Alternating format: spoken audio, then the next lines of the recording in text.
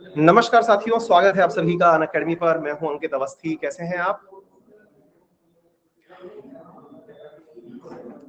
Hopefully आप सभी लोग बहुत अच्छे होंगे, स्वस्थ होंगे।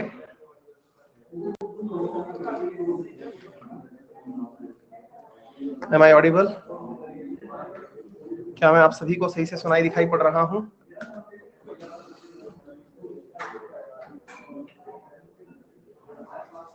Very good morning.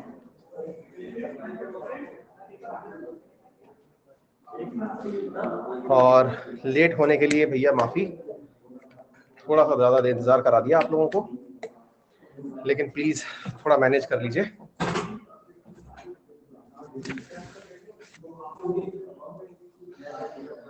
हाँ जी, तो शुरू करते हैं। तो जैसा कि आप सभी को ज्ञात है कि आज के सेशन में हमारा जो मेजर मोटिवेशन है वो क्या है कि हम लोग पढ़ने वाले हैं इंपॉर्टेंट आर्टिकल्स, है ना।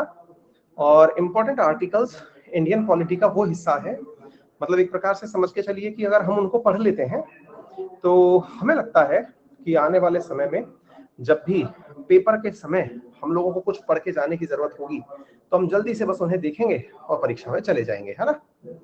तो इसी मोटिवेशन के साथ में आज के सेशन को हम शुरू करते हैं। कुछ बैकग्राउंड साउंड आ रहा है, राहुल बोल रहे हैं, बिल्कुल थोड़ी साउंड आएगा, और साउंड अगर आएगा तो उसको आज के लिए आपको मैनेज करना पड़ेगा। उसकी मैं व्यवस्था नहीं कर सकता क्योंकि मैं कहीं बाहर हूं जहां से मैं आपकी क्लास ले रहा हूं, ठीक है।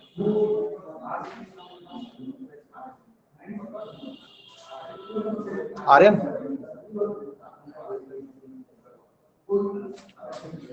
कौशल से बोलो वो माइक बंद करवा देंगे सर का, है ना।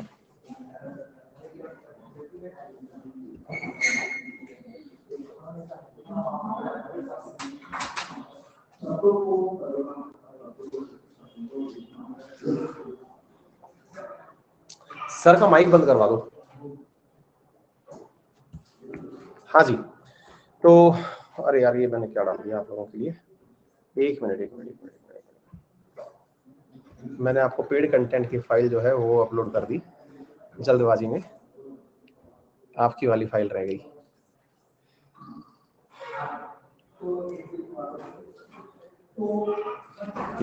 प्लस वाला कंटेंट अपलोड कर दिया जल्दबाजी में, वेट करिए।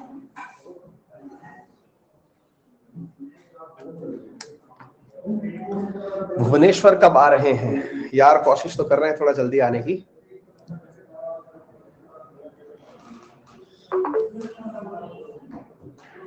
हाँ जी,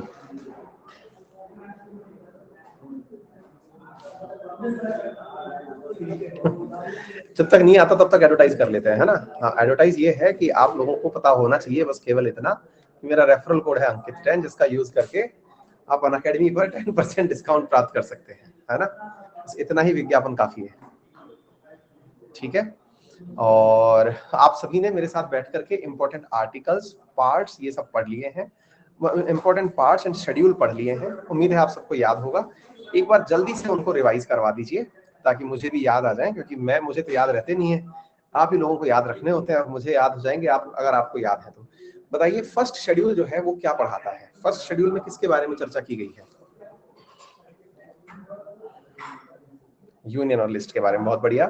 सेकंड शेड्यूल के अंदर, सेकंड शेड्यूल के अंदर किसके बारे में बात की गई है? प्रेसिडेंट, राज्यपाल, है ना, और इन सब के बारे में क्या क्या चीज? वेतन भत्ते, अच्छा। और उसके बाद थर्ड शेड्यूल में फटाफट करिए थोड़ा सा। थर्ड शेड्यूल के अंदर oath and affirmation. Fourth schedule के अंदर, फोर्थ शेड्यूल के अंदर यस, जो राज्यसभा के अंदर सीट है वहां पे राज्य के हिसाब से कितनी चीजें नॉमिनेट की जाएंगी। फिफ्थ शेड्यूल के अंदर, फिफ्थ शेड्यूल के अंदर शेड्यूल ट्राइब, है ना, उनके लिए जानकारी दी हुई है। अच्छा, सिक्स्थ शेड्यूल के अंदर ATMM, very good. Seventh schedule के अंदर 7th शेड्यूल के अंदर लिस्ट वाइज सब्जेक्ट दिए हुए हैं। कौन सी लिस्ट दी हुई है उसमें? Very good. Union list, state list और कंकरेंट लिस्ट, है ना। अवशिष्ट शक्तियां उसके अंदर नहीं दी गई हैं। बहुत बढ़िया, बहुत बढ़िया। इसके अलावा बताइए, 3 तरह की लिस्ट उसके अंदर हो गई। बहुत बढ़िया। इसके बाद में 8th शेड्यूल के अंदर 8th schedule anti defection law. बहुत बढ़िया। 9th शेड्यूल 8th शेड्यूल के अंदर ऑफिशियल लैंग्वेज है, ठीक है ना। कितनी ऑफिशियल लैंग्वेज है? 22। बहुत बढ़िया। 9th शेड्यूल के अंदर लैंड रिफॉर्म से संबंधित, यानी कोई भी कानून अगर आपने बनाया तो वो कोई भी कानून आप लोग जो है वो मतलब कोर्ट में चैलेंज नहीं कर सकते। जुडिशियल रिव्यू से परे कर दिया उसे, जिसमें एक तरह से समझिए लैंड रिफॉर्म के लिए बनाया गया था, ऐसे समझिए। 10th शेड्यूल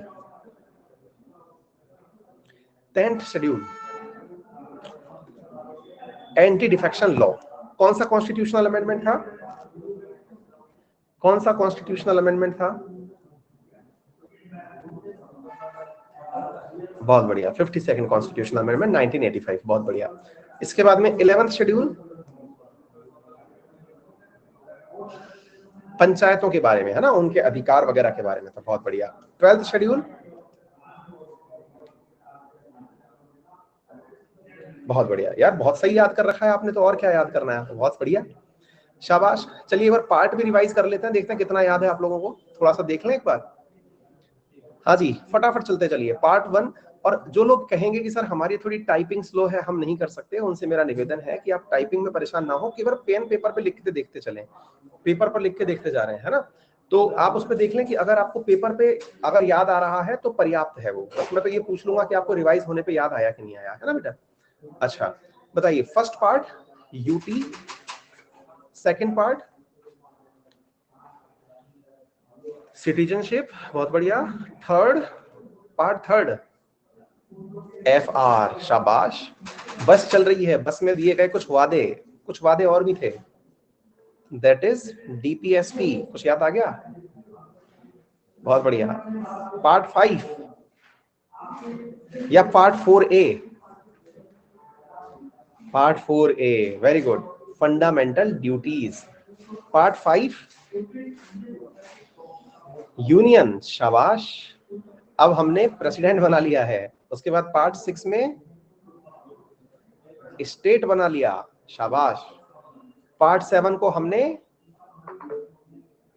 हटा दिया है, वेरी गुड। पार्ट 8 में हमने यूनियन टेरिटरी ले ली है, शाबाश। पार्ट 9 में पंचायतों के बारे में बात कर ली है, वेरी गुड। पार्ट 10 म्युनिसिपैलिटीज के बारे में बात कर ली है, वेरी गुड। पार्ट 11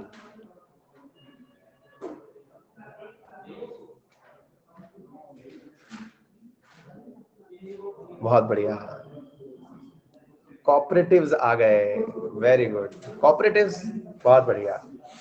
तो आप लोगों ने यहां पर एक चीज नोटिस करी, आप लोग चीजों को रिलेट करके याद रख पा रहे हैं, ध्यान आ रहा है। पार्ट 9 है, पार्ट 9A है, पार्ट 9B है, यानी आपको सीक्वेंस में चीजें याद आ रही हैं, समझ रहे हैं आप। Schedule area, schedule tribe, trade, commerce, finance, ये आपको सीक्वेंस में ऑटोमेटिक याद आई। आपको पता है, आपको नंबर से चीजें याद नहीं है, आपको याद है वो स्टोरी जो मैंने आपको सुनाई थी। कुछ ध्यान आ रहा है?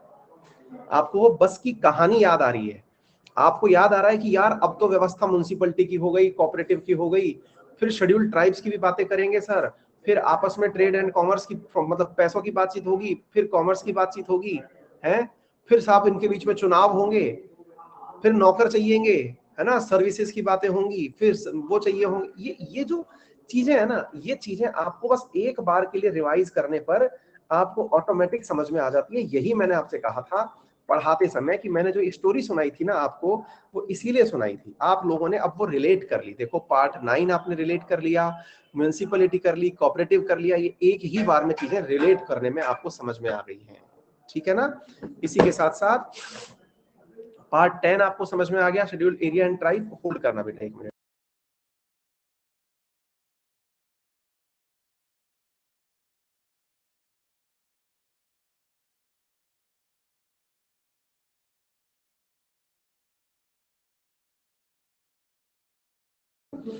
ठीक है ना।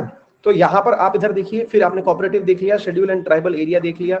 पार्ट 11 में आपने relationship between union and state देख लिया, क्योंकि हमने कहा था रिश्ते की बातें होंगी, पैसे की बातें होंगी, ट्रेड एंड कॉमर्स की बातें होंगी, आपको नौकर चाहिए होंगे, नौकर आपस में लड़ेंगे तो ट्रिब्यूनल्स चाहिए होंगे, ध्यान आ रहा है। फिर इसके बाद में आप अपना चुनाव करवाएंगे, फिर चुनाव करवाने के बाद में फिर मैंने कहा आपसे कि अब ज्यादा जरूरी बातें केवल 2-4 ही याद रखने की हैं, ऑफिशियल लैंग्वेज, इमरजेंसी, बस पंचर हो गई तो क्या करोगे, और उसके बाद में जो बना दिए उसमें कुछ सुधार करना पड़ गया तो क्या करोगे, यानी अमेंडमेंट क्या करोगे, बस खत्म, ठीक है ना।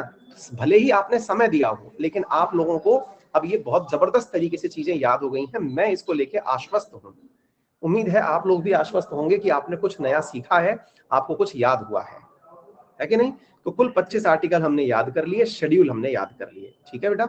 चलिए अब हम लोग जो है वो एक बार के लिए, अब देखिए कुछ बच्चे ऐसे भी होंगे हमारी क्लास में जिनको ऐसा लग रहा होगा, अरे सर हमारे तो याद नहीं हुआ।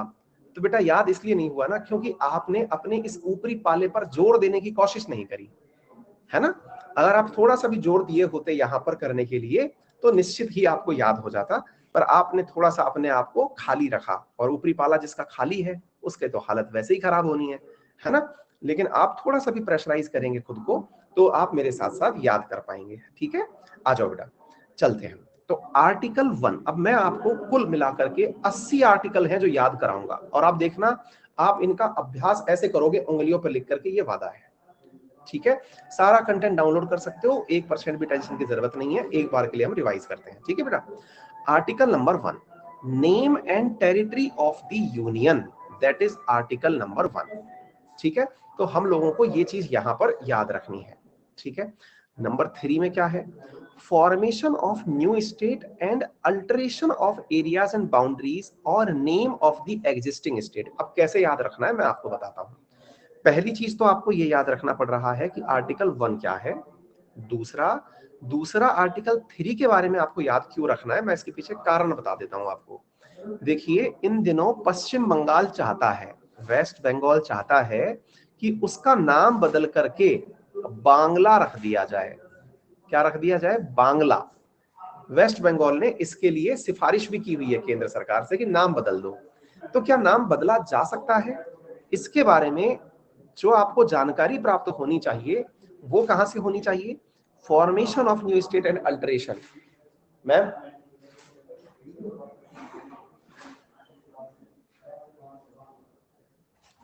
सबसे बोल दो एकदम पिन ड्रॉप साइलेंस रख ले, है ना।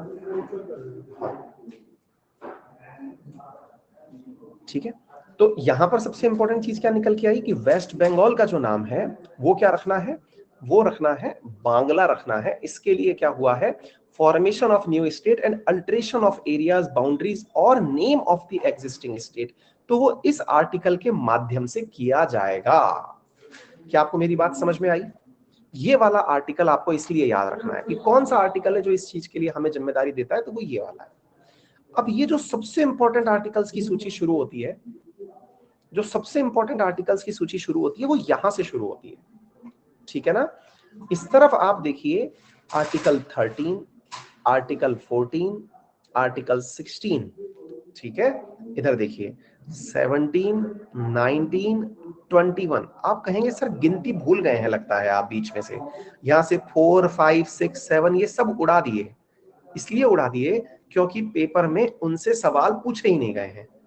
जो पूछे गए सवाल है, मैंने इसलिए कहा कुल आर्टिकल्स की संख्या तो लगभग 450 हो चुकी है, लेकिन आपको याद मैं केवल 80 करा रहा हूं। यानी ये वो 80 हैं जिनमें से 95% ऑफ द टाइम आपसे सवाल पूछे जाते हैं। ठीक है, एक विद्यार्थी ने बहुत ही प्यारा सवाल पूछा, नाम है उसका प्रिया, और एक का नाम है अर्चना। उसने पूछा क्यों 450 की जगह 80 ही क्यों करा रहे हो? बेटा डेमोक्रेसी है, तुम्हें 450 करने हैं तो तुम 450 कर लेना, है ना? मतलब ये तो मैं करा रहा हूं, ठीक है ना? तो मेरे द्वारा जो कराए जा रहे हैं वो तो ये हैं। अब तुम्हें जितना करना है करिए ना बेटा, मैं थोड़ी रोक रहा हूं। तुम 100% करके जाना, ठीक है? और इसलिए करके जाना क्योंकि तुम कर सकती हो, पर मैं जितना करा सकता हूं वो मैं आपको बता रहा हूं, ठीक है? आइए, तो साथियों हमने बताया आर्टिकल 13। अब ये क्यों याद करना है? लॉ इनकंसिस्टेंट विद और in derogation of the fundamental right, ये आर्टिकल 13 में बात की गई है। तो इसमें मतलब क्या है मैं आपको बताता हूं, इसमें क्या कहा गया है। सब याद हो जाएगा आपको, एकदम चिंता नहीं करनी है। इसको थोड़ा सा सुन लीजिए। देखो बेटा, क्या है कि हमारे जितने भी आर्टिकल्स हैं, उन आर्टिकल्स में, या फिर ये समझिए कि हमारी जो सरकारें हैं वो जितने भी कानून बनाती हैं, वो कानून यदि मूल अधिकार को कम करते हैं,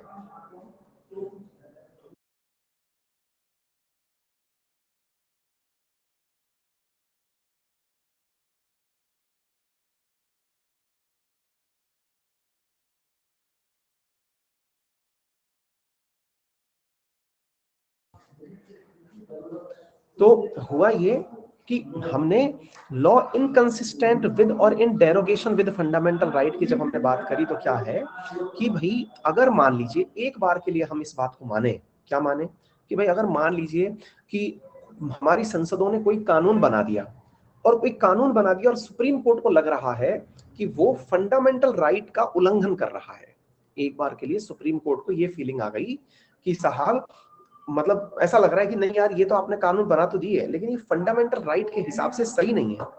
तो ऐसी स्थिति में वो वाले जो आर्टिकल्स हैं वो कहां डालने पड़ गए?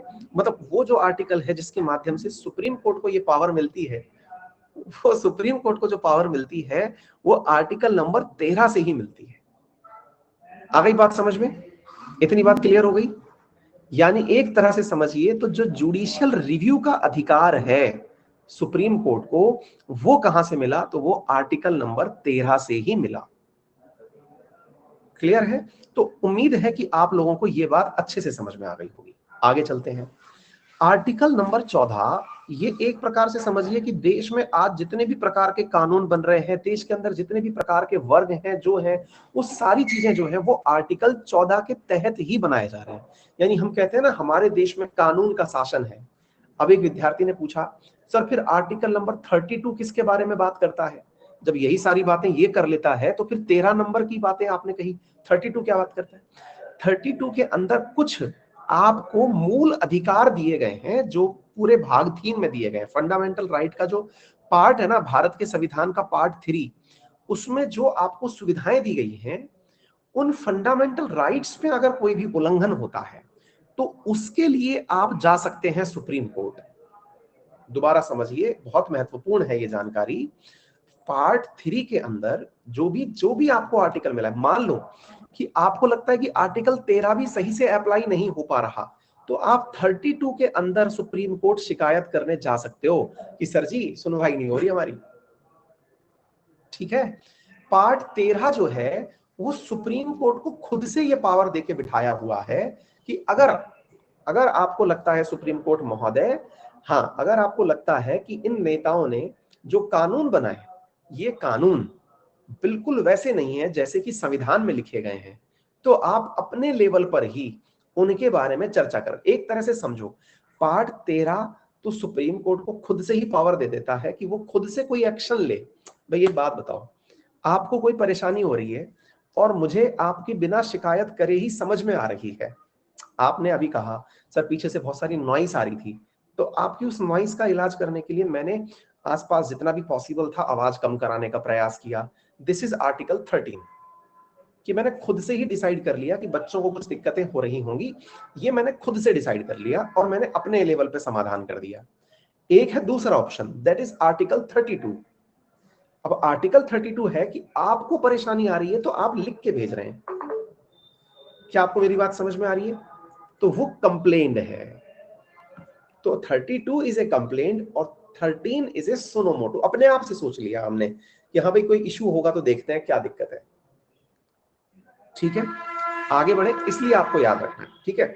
अच्छा, इसके बाद में आर्टिकल 16 इक्वालिटी। अच्छा, ये वो आर्टिकल है, हालांकि आर्टिकल 15 और 15 भी इसी प्रकार का एक आर्टिकल है जिसमें कि कॉलेज के अंदर जो एडमिशन होता है उसमें रिजर्वेशन की बात कही गई है, ठीक है।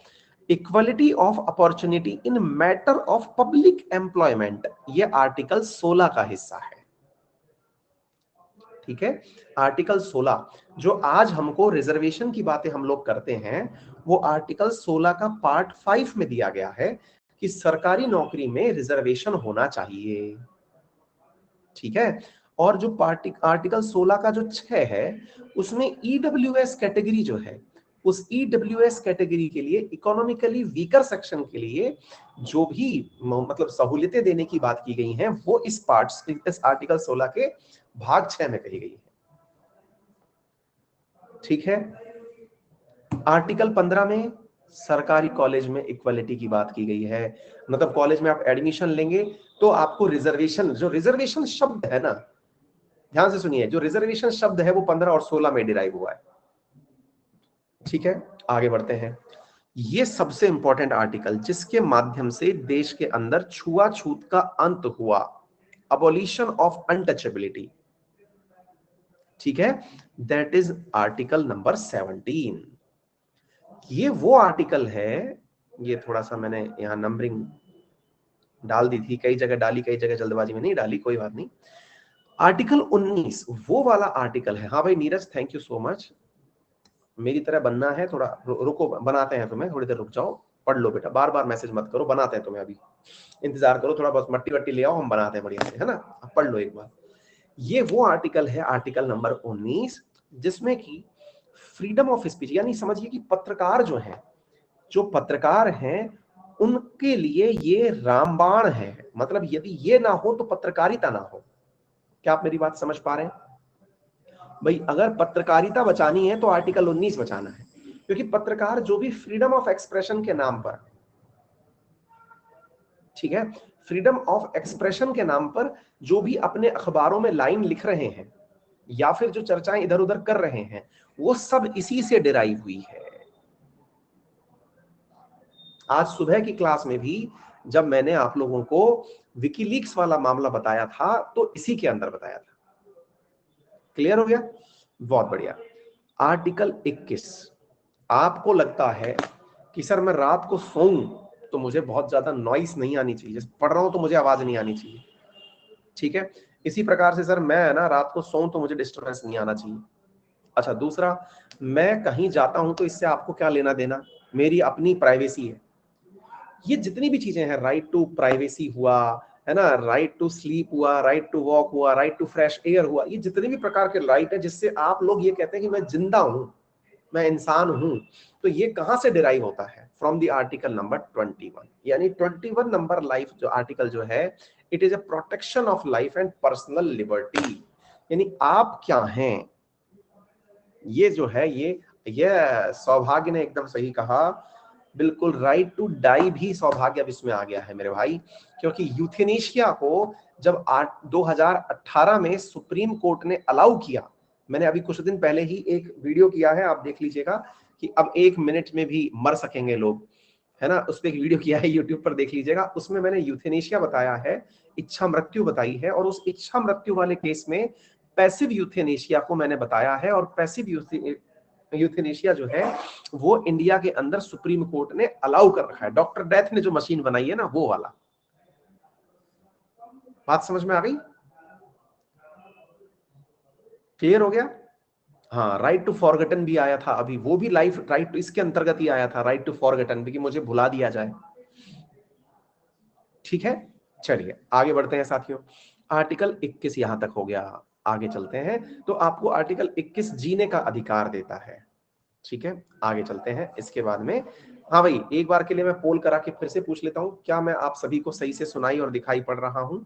1 मिनट के लिए रुकिए, क्योंकि कुछ बालक जो है, अब एक बालक ने तो मुझे कमेंट में लिखा है, प्लीज डोंट डिस्क्रिमिनेट।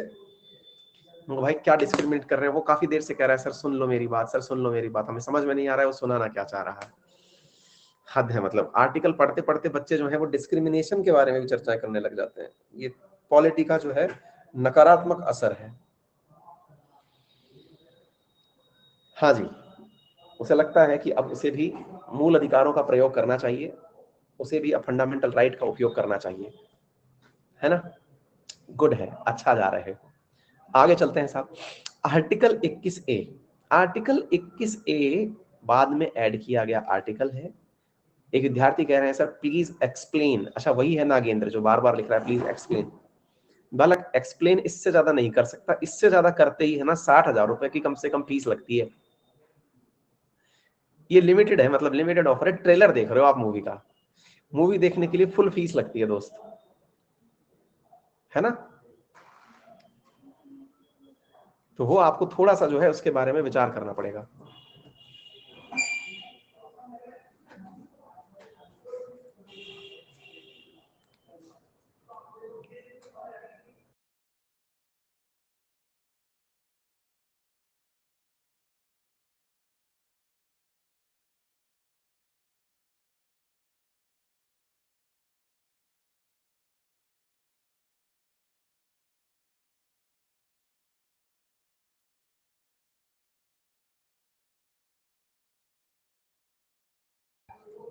हाँ जी, तो अब मुद्दा क्या बना, आप यहां पर देख लीजिए कि ये वाला जो आपने पार्ट देखा, ये जो आर्टिकल 21A है, तो हमने क्या कहा ना आप लोगों को कि असल में क्या है कि मैं आपको बता दूं कि मैं अपने उसमें आज खुद की कोचिंग में आके बैठा हुआ हूँ, तो सारी जितनी भी चीजें हैं उनको नॉर्मलाइज करने की कोशिश कर रहा हूँ। आज एक नया बैच की शुरुआत थी, तो उस दौरान आके बैठना पड़ा।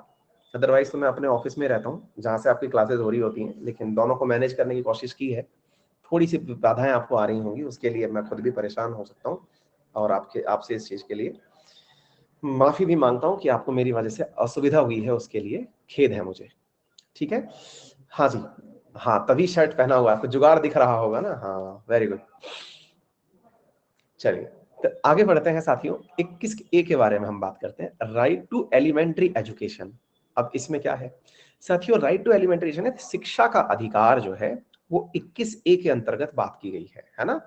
ये कौन से कॉन्स्टिट्यूशनल अमेंडमेंट, यस 6 से 14 साल के बच्चों के लिए, बहुत बढ़िया। 86th कॉन्स्टिट्यूशनल अमेंडमेंट, बहुत बढ़िया, शाबाश। 86th कॉन्स्टिट्यूशनल अमेंडमेंट 6 से 14, क्लियर हो गया, डन। आगे बढ़िए, इसके बाद चलते हैं साथियों आर्टिकल 25। अब देखिए आपको मूल अधिकार के अंदर ये चीजें याद करनी है ना। हाँ जी, बिल्कुल ललित, बिल्कुल सही। आगे चलिए, आगे चलते हैं, अगले प्रश्न पे हैं। और उसमें क्या मतलब, अगला आर्टिकल है that is article number 25, freedom of conscience and free profession.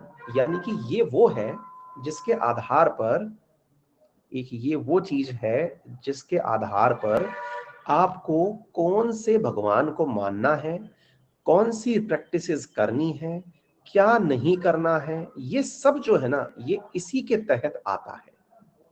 कुछ विद्यार्थी हमारी क्लास में एकदम नए हैं, और नए हैं तो वो क्या समझते क्या है कि ये क्लास नहीं है, एक सोशल मीडिया प्लेटफॉर्म है, और उस सोशल मीडिया प्लेटफॉर्म पर वो दमादम मैसेज डाले जा रहे हैं। उन्हें लग रहा है कि सोशल मीडिया पर जैसे मैसेज डालते हैं और चैट जैसे होती है वैसे जवाब मिल जाएगा। वो भूल रहे हैं कि ये एक क्लास है, और इस क्लास में बीच में जो है ना आपसे केवल सवाल पढ़ाई से संबंधित जो हम पढ़ा रहे हैं इसमें से कोई संबंधित है तो ही लिया जाएगा, बाकी जो आप पूछ रहे हैं वो सब क्लास के अंत में ले लिया जाएगा। थोड़ा सा इंतजार करें, है ना। आइए आगे चलते हैं। पार्ट 25 मतलब आर्टिकल नंबर 25 हमने बता दिया। इसके बाद article number 30, right of minorities to establish and administer educational institute. मतलब जैसे आपने बहुत सारा जगह देखा होगा, आपके शहर में भी हो सकता है कोई क्या बोलते हैं ना इंग्लिश स्कूल होगा जो कि मिशनरीज के द्वारा चलाया जा रहा होगा, है ना। आपने देखा होगा कि आपके यहाँ पर भी कोई ना कोई ऐसा स्कूल होगा जो मिशनरी स्कूल होगा, इंग्लिश स्कूल होगा, जिसको क्रिश्चियंस के द्वारा चलाया जा रहा होगा। कई मदरसे चल रहे होंगे, है ना। कई ये सब जो है ये इसी आर्टिकल के तहत दिया गया है। यानी हमारे यहाँ पर रिलीजियस एक्टिविटीज के लिए आपको एजुकेशनल इंस्टीट्यूट चलाने की जो परमिशन है ना वो इसी के तहत दी गई है। क्लियर हो गया? आगे बढ़ते हैं। Article 31C, saving of laws giving effect to certain principles. असल में क्या है ना साथियों, मैं आप लोगों को इसके बाद में एक बहुत शानदार टाइटल पढ़ाऊंगा, और वो क्या है? वो टाइटल है दो चीजों के बीच की लड़ाई का। एक लड़ाई है फंडामेंटल राइट और डीपीएसपी। इन दोनों के बीच में ना गजब लड़ाई होती है। मतलब ये बहुत ही शानदार वाली लड़ाई है। लड़ाई से मतलब यूं है कि फंडामेंटल राइट तो लगता है सुप्रीम कोर्ट वालों को कि उनके पास दी गई सबसे शानदार ताकत है, और डीपीएसपी यानी कि नीति निदेशक तत्व जो है वो लगता है नेताओं को कि वो उनके पास दी गई सबसे बड़ी पावर है। इन दोनों की लड़ाई बहुत शानदार होती है। मतलब कि फंडामेंटल राइट और डीपीएसपी आपस में लड़ रहे हो तो कौन जीतेगा, ये जो है ना अपने आप में देखने लायक एक बहुत ही शानदार विषय है। किसी दिन इस लड़ाई का लाइव प्रसारण किया जाएगा, आपको आमंत्रण भेज दिया जाएगा। उस लड़ाई में ना ये वाला जो आर्टिकल है इसका जिक्र होता है। डीपीएसपी बोले तो directive principles to the state policy, नीति निदेशक तत्व जिन्हें कहते हैं। ठीक है, अच्छा इसके बाद में आर्टिकल नंबर 32, इसमें क्या कहा गया है? Remedies for enforcement of fundamental right. ये रिट वाली बात है। मुझे नहीं लगता कि आप में से किसी भी विद्यार्थी को ये रिट की कहानी ना पता हो। ठीक है, तो एक प्रकार से आप लोगों ने ये जो फंडामेंटल राइट में भी जो इंपॉर्टेंट फंडामेंटल राइट है वो याद कर लिए। मैं एक बार देख लेता हूं आपको कितने याद हुए अभी तक। हाँ भाई, फंडामेंटल राइट में आपको मैंने आज जो पढ़ाए हैं उसमें 13 पढ़ाया, 14 पढ़ाया, 16 पढ़ाया, 17 पढ़ाया, 19, 21, 21A, 25, 30, 31C, 32। हाँ भाई, यही पढ़ा है हम लोगों ने। क्लियर हो गया? आइए 13 हो गया judicial review. Number 1 14 law equality, rule of law. 16 reservation, किसमें? एम्प्लॉयमेंट में। 17 untouchability. 19 freedom of expression. 21 right to life. 21A RTE।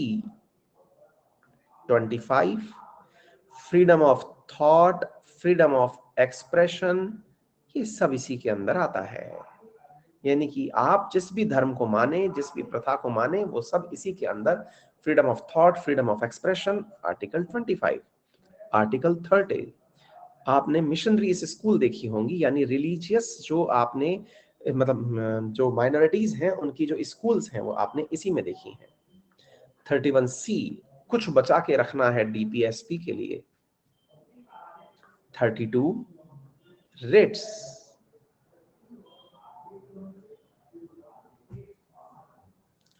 बताएं, यहां तक कोई दिक्कत, कोई परेशानी? बोलिए, यहां तक समझ में आ गया सभी को? आगे चलते हैं।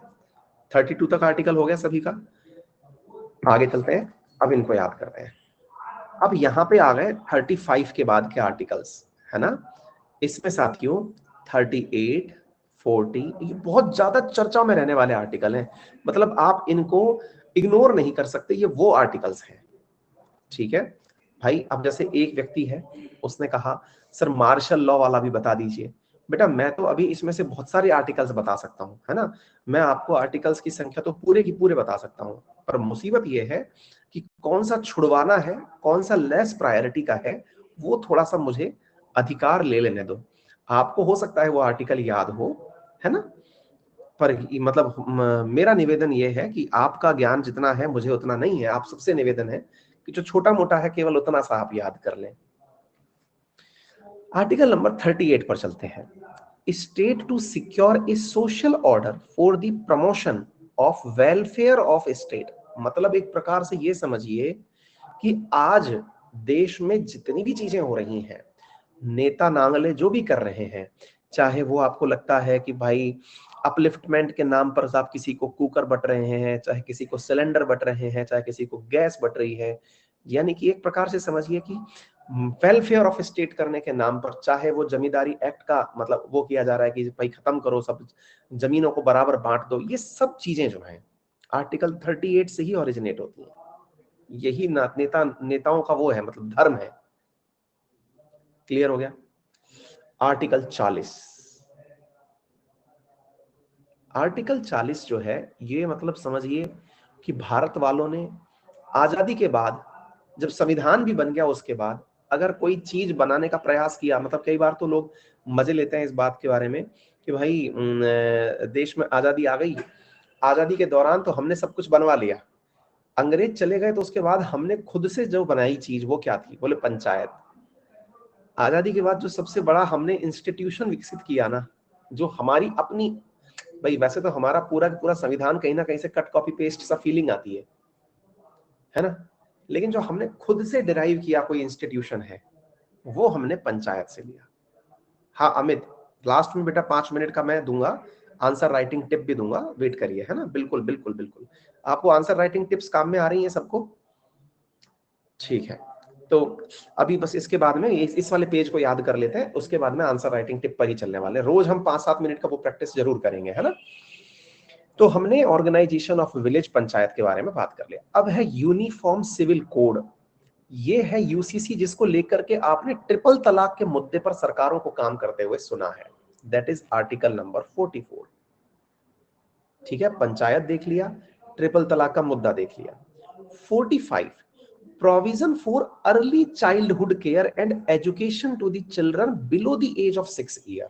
देखो ध्यान से समझना, ये वाला जो आर्टिकल है ना, ये शुरुआत में बेचारा ऐसा नहीं था, इसमें ही 6 से 14 साल के बच्चों की पढ़ाई के बारे में जिम्मेदारियां थी, लेकिन बाद में देश धीरे धीरे तरक्की किया, इस डीपीएसपी को यहां से उठा करके 21A बना दिया, और 21A इसको बनाए जाने के बाद से यहां पर जो है वो क्या कर दिया, इसको उठा करके 45 में बची हुई चीजें डाल दी गई।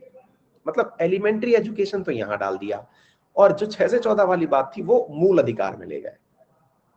ठीक है, article 46, promotion of educational economical interest of schedule caste, schedule tribe and other weaker section. यानी कि एक प्रकार से ऐसा समझिए कि आज अगर सरकार के द्वारा SC ST के लिए तमाम प्रकार की स्कीमें निकाली जाती हैं पढ़ाई के लिए, कि भाई उनको मुआवजा देना है, पढ़ने के लिए फ्री एजुकेशन देना है, फॉर्म पे फीस नहीं लेनी है, उनके रहने खाने की फीस फ्री करनी है, जो भी योजनाएं चलानी है वो यहां पर है। सौम्या ने पूछा क्या सर डीपीएसपी को FR बनाया जा सकता है? बच्चा, आपको मैंने कल, शायद आप मेरी क्लास में नहीं थी, मैंने आपसे एक लाइन बोली थी कि डीपीएसपी और कुछ नहीं अपितु भविष्य के FR हैं, यानी फ्यूचरिस्टिक फंडामेंटल राइट्स हैं, यानी जिन्हें आप भविष्य में फंडामेंटल राइट बनाएंगे वहां यहां लिखे हुए हैं। जब आपके पास पैसा हो तो इन्हें मूल अधिकार बना देना, यानी कि लोग इनको ना मिलने पर सुप्रीम कोर्ट में आपकी शिकायत करने जा सके। आ गई बात समझ में?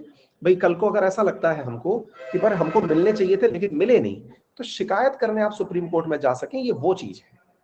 ठीक है, article 50, separation of judiciary from the executive. ठीक है, इसके अंदर एक प्रकार से समझिए ये वो चीज है जो ये आश्वस्त करती है कि न्यायपालिका कार्यपालिका से, यानी जुडिशियरी एग्जीक्यूटिव से अलग कैसे है। ठीक है, article number 51, promotion of international peace and security, यानी कि जो शांति और सुरक्षा है उसको बढ़ावा देने की जो बात है वो आर्टिकल नंबर 51 में की गई है। ठीक है, जिसके बारे में मैंने कल परसों भी आपको कहा था कि हम अंतरराष्ट्रीय संबंधों को अच्छे से रखें, तो वो हम इसी आर्टिकल के तहत है। और 51A, फंडामेंटल ड्यूटीज, ये इसके अंदर दिया गया है। तो एक बार के लिए हम ट्राई करें, हमने कौन कौन से आर्टिकल इस पेज पर देख लिए? 38, 40, 40 के बाद में 44, 46, 50 और 51, 51A। ठीक है, हाँ, और 45 भी। बताइए, 38 में तो सारा की सारा अपलिफ्टमेंट हो गया, वेलफेयर हो गया। 40 के अंदर पंचायती हो गई। 44 देखो, दो लेटर बराबर बराबर से हैं, तो बराबर हैं तो यानी कॉमन है, यूनिफॉर्म है, तो यूनिफॉर्म, ये कभी नहीं भूलोगे आप, यूनिफॉर्म सिविल कोड। 45 जिसको बड़ा करके क्या बना दिया गया, एफआर बना दिया गया, यानी 6 से कम विषय जो हैं उनको इसमें डाल दिया गया। अच्छा, 46 SC ST के लिए जो भी आपको ऑफर देने हैं वो सब इसमें डाल दिए गए। 50 के अंदर बिल्कुल separation of judiciary versus executives, ठीक है। 51 इंटरनेशनल पीस यानी IR के बारे में बात की गई, ठीक है। 51A जो फंडामेंटल ड्यूटीज हैं उनके बारे में बात करता है। एक बार के लिए थम्स अप करिए अगर आपको चीजें याद हो गई हों, ठीक है। चलिए, कि आपको फाउंडेशन रूप से, चाहे आप स्टेट पीसीएस की तैयारी कर रहे हो, विशेष रूप से एसएससी के विद्यार्थी इस बात को सुन लें, क्योंकि मैंने बहुत सारे यूट्यूब प्लेटफॉर्म्स अच्छे से देख लिए। स्टैटिक जीके का फाउंडेशन लेवल पर जो भी नॉलेज है मार्केट में, वो कुछ एक किताबों को खोल खोल करके लोग यों की यों पन्ने पढ़ा के चले जाते हैं। आप में से अगर कोई पुराना विद्यार्थी है या फिर कोई मेरा पुराना साथी है, उससे जरा फीडबैक लीजिएगा कि सर का क्या अनुभव है पढ़ाने का। और क्योंकि बहुत लंबे समय से मैं जीके पढ़ाने से बच रहा था, क्योंकि पहले ही बहुत सारे काम खोल रखे थे, लेकिन विद्यार्थियों की बड़ी डिमांड को देखते हुए, क्योंकि एसएससी ने अब मेंस में भी जीके डाल दिया है, मतलब उसके अंदर भी हिस्ट्री, ज्योग्राफी, पॉलिट, इकोनॉमी के प्रश्न आने लगे हैं। एसएससी का मेंस का एग्जाम जो होने लगा है, इवन डिफेंस के एग्जामिनेशन में जीके का बहुत बड़ा रोल हो गया है, स्टेट पीसीएस में बहुत बड़ा रोल, इवन यूपीएससी के जो तैयारी करने वाले लोग हैं उनका भी फाउंडेशन मजबूत होना होता है। तो हमने सोचा कि क्यों ना इस नए साल पर आपके लिए एक तोहफा प्लान कर दिया जाए, और ये तोहफा आप मुझे जरूर बताएं, क्योंकि मैं अब आपके साथ रिवील करने जा रहा हूं वो तोहफा जो कि अनअकैडमी की मदद से मैं आपके लिए लेकर आया हूं। उस पर अपना फीडबैक मुझे जरूर दीजिएगा, क्योंकि मैं लेकर आ चुका हूं नए साल पर अपना जर्नल अवेयरनेस विद अंकित अवस्थी, एक डेडिकेटेड बैच। डेडिकेटेड बैच का मतलब अब आपको गोल के रूप में भी सेलेक्ट यही करना है, general awareness by Ankit Awasthi. No UPSC, no state PCS, no SSC, कुछ भी सेलेक्ट नहीं करना है। अनअकैडमी का लिंक मैंने पिन कर दिया है, डिस्क्रिप्शन में डाल दिया है। नए साल से क्लासेस शुरू हो जाएंगी, दिन बचे हैं 3 नया साल शुरू होने में। अपने आप को रजिस्टर करा लीजिए, क्योंकि डेडिकेटेड 6 मंथ का बैच है और कीमत आपके सामने है, जिसमें history, geography, polity, economy dedicatedly मात्र 1999 में है। इसके लिए आप मेरा रेफरल कोड यदि अंकित 10 यूज कर लेते हैं, इसमें भी आपको 10% का डिस्काउंट मिलता है। तो आप मुझे बता दीजिए कि 4 सब्जेक्ट जो कि डिटेल में, क्योंकि आपको बताने के लिए मैं कई दिन से मैपिंग की क्लासेस का जो आह्वान कर रहा था कि मेरी मैपिंग की क्लासेस देख लीजिए, मेरी मैपिंग की क्लासेस देख लीजिए, उसके पीछे का बड़ा कारण यही था कि आप एक बार मैपिंग देख लें। तो शुरू होने जा रहा है वर्ल्ड ज्योग्राफी नए साल में। अगर आप चाहते हैं अपने आप को बुक कराना, तो अनुभव के लेने के लिए, यानी कि ऐसी राइड करने के लिए फाउंडेशन बैच की जिसकी लंबे समय से दरकार थी, और यह दावा है यदि किसी विद्यार्थी ने इस कोर्स को कर लिया, ये मैं ऐसे ही नहीं बोल रहा हूं, बहुत लंबे समय बाद, क्योंकि मैंने बीच में कई बार कोशिश की कि मैं कोर्स लेकर आऊं, हर बार रुक जाता था, क्योंकि मेरे को पढ़ाना था केवल जीके, और हर बार मैं आपके लिए ये लाइन बोलता था, ये भी ले लो वो भी मिल जाएगा। मैंने कहा नहीं, एक अपना पर्सनल होना चाहिए, और वो फाइनली प्लेटफॉर्म ने इस बात को स्वीकार कर लिया और एक बहुत नॉमिनल कीमत में आपके लिए बैच अनाउंस कर दिया है। जिनको तैयारी करनी है हमारे साथ जुड़ जाइए और देखिए फिर कैसे अनुभव आपके साथ साझा करते हैं। अनुभवों को जोड़ने के लिए, और पुराने अनुभव अगर आपके साथ हैं तो उसे जरूर महसूस करिएगा, क्योंकि यहां पर हमने फीस बड़ी ही नॉमिनल रखी हो, लेकिन इसमें फाउंडेशन, चाहे वो विद्यार्थी यूपीएससी की तैयारी कर रहा हो, जिसको एनसीईआरटी फाउंडेशन तैयार करना हो, स्टैटिक जीके के रूप में चाहे वो एसएससी का विद्यार्थी हो, या स्टेट पीसीएस का हो, रेलवे का हो, डिफेंस का हो, जितने भी एग्जामिनेशंस हैं ना, उनका वन स्टॉप सॉल्यूशन देंगे। एक बार करके देखेंगे ना, तो आप अपने आप से, अगर ऑब्लाइज्ड, विद इन 10 डेज में ये फील करने नहीं लग गए कि हाँ सर, हमारा हमने ये जो कोर्स ऑप्ट किया है ये बहुत अच्छा था, तो फिर आप हमें बताइएगा। खैर फिलहाल के लिए इतना ही। Use my referral code Ankit 10, link comment box में दिया गया है, और जल्दी से जाइए और अभी अपने आप को उसके लिए ज्वाइन कर लीजिए। अपने आप को नए साल के लिए एक तोहफा दे दीजिए। मिलते हैं, धन्यवाद।